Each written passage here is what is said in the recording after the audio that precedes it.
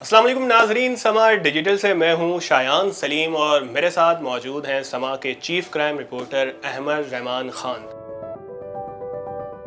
इन दिनों जिस तरह सोशल मीडिया पर एक वीडियो है काफ़ी शेयर की जा रही है, एक लग्जरी गाड़ी है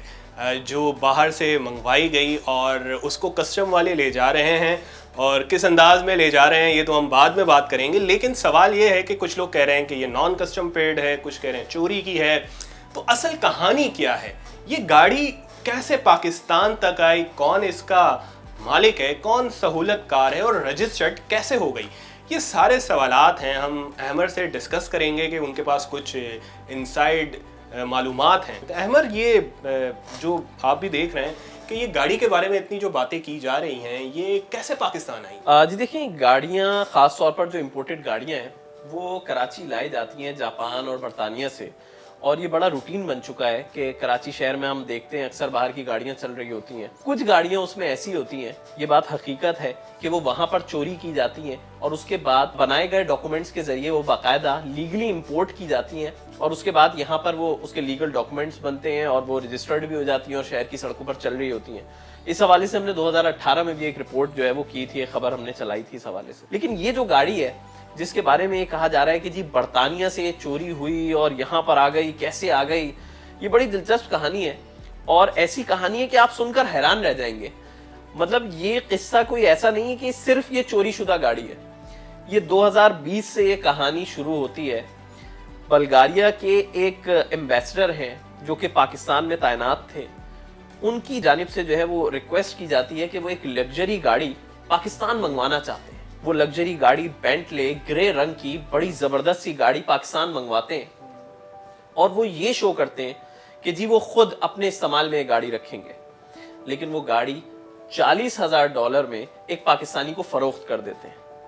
अच्छा, ये एक रूटीन है। मतलब मैं रूटीन इस तरह से कह रहा हूं कि डिप्लोमेटिक स्टेटस ये रखते हैं तो इनको बहुत सारे सहूलियात हासिल होती हैं एक डिप्लोमेट को जो किसी भी मुल्क में जाके तैनात होता है। यानी कि वो अपनी मर्जी का, चाहे कोई फल हो जो उसको वो खाना चाहते हैं, उनकी टीम खाने चाहती है, या फिर कोई परिंदा या फिर कोई ऐसा जानवर जो वो अपने साथ रखना चाहते हैं, या फिर इवन शराब। वो शराब की बोतलें भी जो है वो इसी तरह इंपोर्ट कराते हैं और बाकायदा उसका एक प्रोसेस है कि मिनिस्ट्री ऑफ फॉरेन अफेयर्स जो है वो खत लिखती है कस्टम्स को कि इस तरह से ये चीजें जो है वो मंगवाई जा रही हैं और फलाना फलाना कॉन्सुलेट से ये लेटर हमें मौसूल हुआ है कि वो ये चीजें मंगवा रहे हैं, तो काइंडली उनको फैसिलिटेट किया जाए। तो बड़ा लिमिटेड उनका टैक्स होता है, हर चीज लिमिटेड होती है। तो इसी तरह ये गाड़ी जो है वो यहाँ पर मंगवाई गई है, जो कि अभी तक की इंफॉर्मेशन हमारे पास यही है। क्योंकि इंटरेस्टिंग बात मैं आपको शायद इसमें बताऊं वो ये कि इस गाड़ी पे जब ये गाड़ी डिफेंस फेज 2 के एक घर से, जो कि जमील साहब की मिल्कियत है घर, उसके घर से इसको बाहर निकाला गया, तो उस गाड़ी पर एक हैंडमेड नंबर प्लेट लगी हुई थी और वो नंबर था BRS 279। जब इस नंबर प्लेट को हमने चेक किया सिंध वेरिफिकेशन, ये जो ऑनलाइन वेरिफिकेशन है, कार वेरिफिकेशन उस सिस्टम से, तो ये गाड़ियां बल्गारिया के कॉन्सुलेट के जो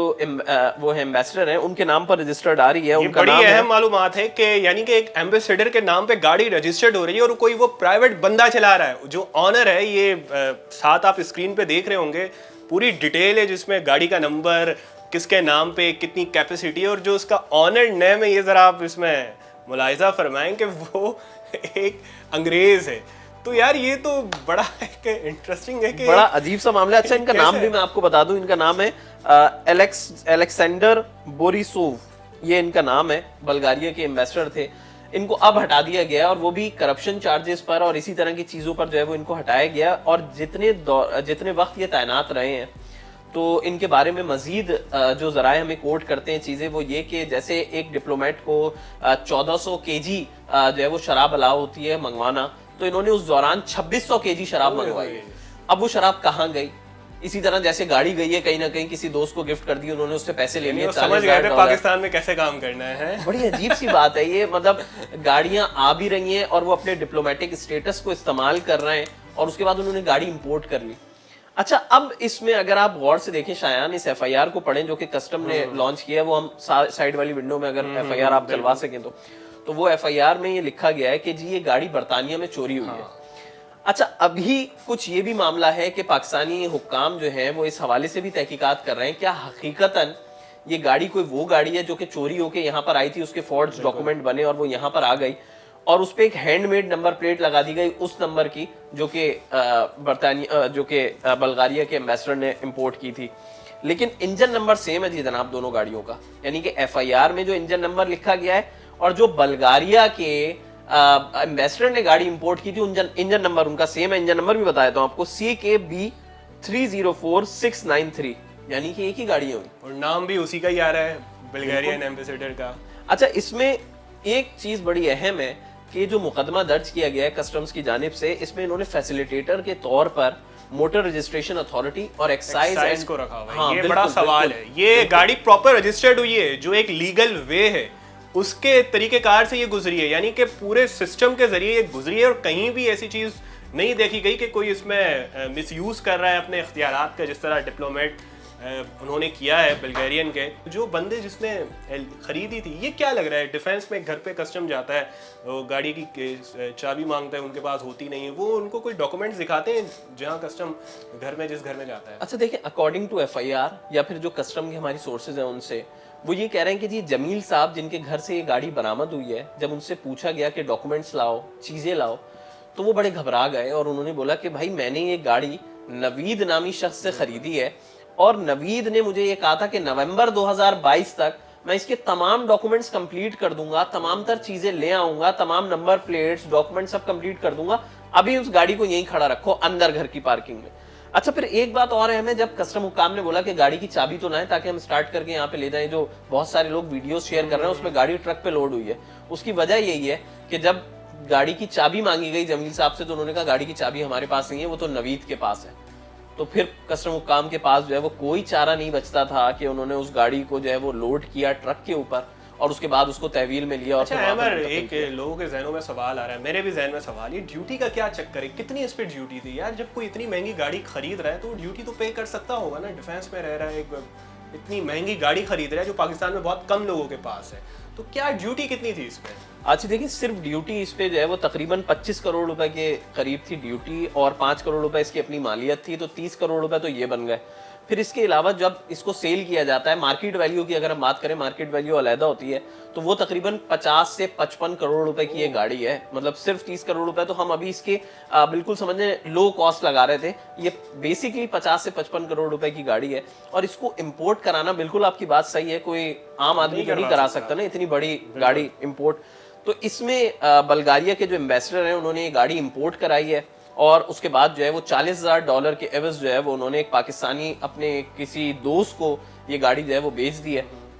لیکن ابھی اس کا آنسر آنا باقی ہے کسٹم حکام سے کہ یہ گاڑی وہی ہے یا نہیں. اکثر کراچی میں ہم یہ دیکھتے ہیں کہ جی کراچی میں, بلکہ ڈبلنگ نمبر پلیٹ جو بڑا کامن ہے کہ جی وہی نمبر اسلام آباد میں بھی چل رہا ہے اور وہی کراچی میں بھی چل رہا ہے. تو ابھی کسٹم حکام سر جوڑ کر بیٹھے ہیں یہ پتا کرنے کے لیے کہ یہ گاڑی وہی گاڑی ہے جو بلغاریہ کے ایمبیسڈر نے منگوائی تھی, یا پھر یہ گاڑی دوسری ہے اور اس پہ ڈبلنگ نمبر پلیٹ چل رہا تھا, یعنی کہ دوسری نمبر پلیٹ وہی بلغاریہ کے ایمبیسڈر کی جعلی نمبر پلیٹ انہوں نے بھی لگا رکھی تھی. لیکن وہ ساتھ میں یہ بھی بول رہے ہیں کہ یار انجن نمبر سیم ہے دونوں گاڑیوں کا, ورنہ پھر انجن نمبر تو دوسرا ہونا چاہیے تھا. تو یہ چیز بھی ہے. تو ابھی مسلسل جو ہے وہ اس میں چیزیں آ رہی ہیں, اس میں اسٹوری جو ہے وہ آگے بڑھ رہی ہے. لیکن جو ایمبیسڈر گاڑیاں منگواتے ہیں اس طرح, اچھا اس کی بھی ہم نے ان سے ڈیٹیل پوچھی ہے کہ بھائی اگر کوئی ایمبیسڈر گاڑی منگواتا ہے تو آپ کیا کیا چیزیں جو ہے وہ پرووائڈ مطلب اس کو دینی ہوتی ہیں, کیا کیا چیزیں. تو سیلز پرمیشن ہوتی ہے جی منسٹری آف فارن افیئرس سے. اگر کوئی ایمبیسڈر گاڑی منگوا کے اور اس کے بعد وہ یہاں سے جا رہا ہے, شفٹ ہو رہا ہے, تو وہ اپنی گاڑی سیل کرتا ہوا جا رہا ہے یہاں پہ, تو سیلز پرمیشن بنتی ہے باقاعدہ منسٹری آف فارن افیئرس سے, وہ ہونا لازمی ہے. اسی طرح این او سی ہونا لازمی ہے کسٹم سے کہ جی ہاں یہ گاڑی جو ہے وہ بیچی جا رہی ہے کسی پاکستانی کو, اور ریسپٹ ہونا ضروری ہے ٹیکسز کی, ڈیوٹی اور ٹیکسز جو پے کیے گئے ہیں اس گاڑی پر. یعنی کہ اب کوئی پاکستانی اس کو خرید رہا ہے تو اس کے کسٹم کے جو چارجز ہیں, ٹیکس اور ڈیوٹیز جو ہیں, وہ پاکستانی لحاظ سے وہ پے کرے گا, کیونکہ ڈپلومیٹک اسٹیٹس کو کم چارجز دینے ہوتے ہیں. تو اس طرح وہ ساری چیزیں پے کرے گا, اس کے بعد کوئی پاکستانی خرید سکتا ہے. لیکن ایسا ہوا نہیں ہے. ایسا ہوا یہ ہے کہ بلغاریہ کے ایمبیسڈر نے صرف $40,000 میں ایک پاکستانی کو وہ گاڑی دے دی ہے, اور وہ جن کا ہم نام لے رہے ہیں الیگزینڈر بوریسوف, ان کو اسی بات پہ جو ہے وہ ہٹایا گیا ہے کہ ان پر کرپشن کے چارجز ثابت ہو رہے تھے اور اس طرح کی چیزیں ثابت ہو رہی تھی کہ جی وہ لگژری گاڑیاں وہاں سے امپورٹ کر رہے ہیں اپنے نام پر, یہ کہہ کر کہ جی ان کا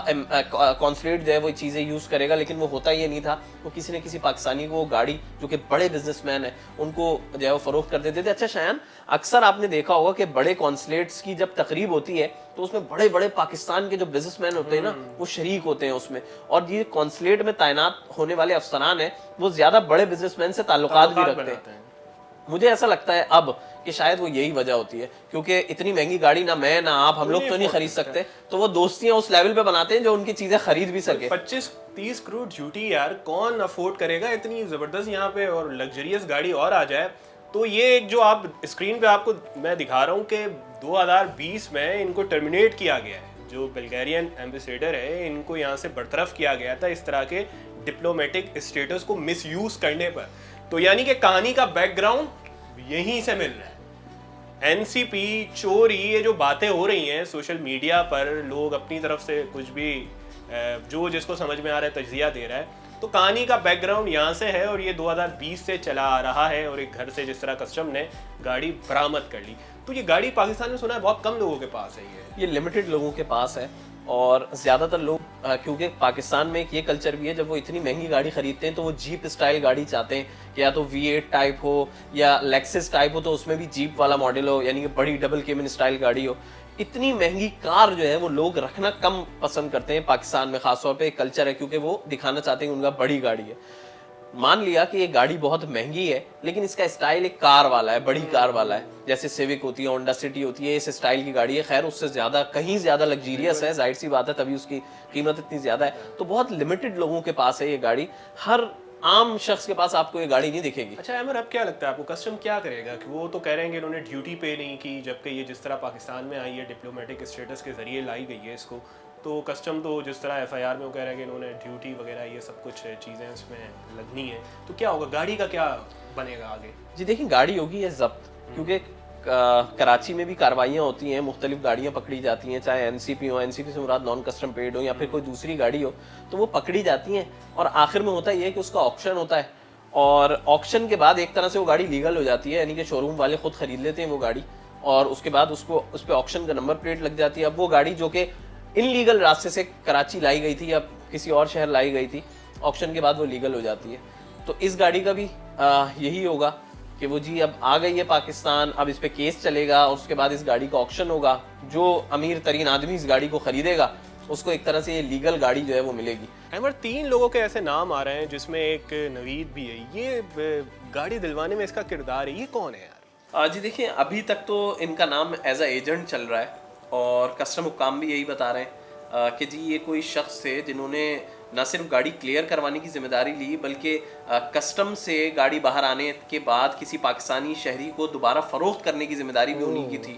اور جمیل صاحب سے جب پوچھا گیا کہ بھائی گاڑی آپ کے پاس کاغذات کہاں ہیں اس گاڑی کے, ذرا وہ چیزیں تو لے کر آئیں, تو انہوں نے بھی یہی کہا کہ نومبر 2022 تک نوید نے کہا تھا کہ وہ کاغذات اور ساری چیزیں بنا کے لا کے دے گا. تو حیرت ہوتی ہے جی, ایسے لوگ موجود ہیں جو اتنے کھلے عام یہ سارے کام کرتے دکھائی دے رہے ہیں کہ باقاعدہ وہ گاڑی رجسٹرڈ بھی کرا رہے ہیں, وہ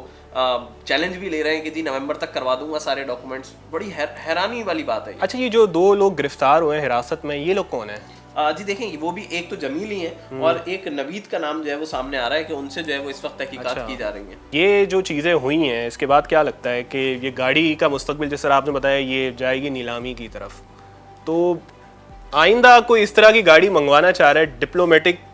وے کا سہارا لیتے ہوئے, کسی کا کوئی جاننے والا ہے کسی ایمبیسی میں, کسی کا کہاں پہ, تو یعنی کہ یہ چیز لیگل وے میں نہیں آئے گی. اب اگر کوئی یہ آئے گی شایان, اور بلکہ میں تو کہہ رہا ہوں ابھی بھی آ رہی ہوں گی, اور مطلب ہم ڈسکس کرتے رہیں گے ان چیزوں کو, لیکن اس کے باوجود یہ ڈپلومیٹک اسٹیٹس کا غلط استعمال کیا جائے گا اور پاکستان میں گاڑیاں آئیں گی اور بڑے بزنس مینز آرام سے خریدیں گے بھی. تو یہ ایسا نہیں کہہ سکتے ہم کہ اس میں پابندی لگ جائے گی, اتنی سختیاں نہیں کی جا سکتی کانسلیٹس والے معاملے پہ, کیونکہ بڑا اہم معاملہ ہوتا ہے, راضی رکھنا ہوتا ہے دوسرے ممالک کو بھی ان کی چیزوں سے. تو جب وہ اظہار کریں گے کسی چیز کا کہ ہمیں یہ چیز چاہیے, تو ظاہر سی بات ہے منسٹری آف فارن افیئر لکھ کے دے گی. تو عامر کی باتیں آپ نے سنی, بڑا بریفلی انہوں نے بتایا کہ کس طرح گاڑی پاکستان آئی, تو اس کا جو بیک گراؤنڈ ہے وہ بلگیرین ایمبیسیڈر ہے وہاں سے ملتا ہے. اس طرح وہ انہوں نے اپنے ایک پاکستانی دوست کو گاڑی $40,000 کے عوض دی, اور پھر وہاں سے وہ کسی اور کے پاس گئی, اور پھر پتہ نہیں کسی اور کے پاس گئی یا نہیں گئی. یہ ساری چیزیں ہیں جو ابھی زیر تفتیش ہیں. تو सारी चीज़ें आपने जान ली, जो क्वेश्चन थे, जो चल रहा था लोगों के दिमाग में कि कैसे इतनी बड़ी गाड़ी, इतनी इस पर ज़्यादा ड्यूटी है। तो अभी चीज़ें तफ्तीश में हैं, जिस तरह मज़ीद इस बारे में कोई अपडेट आएगी तो हम आपको ज़रूर बताएंगे।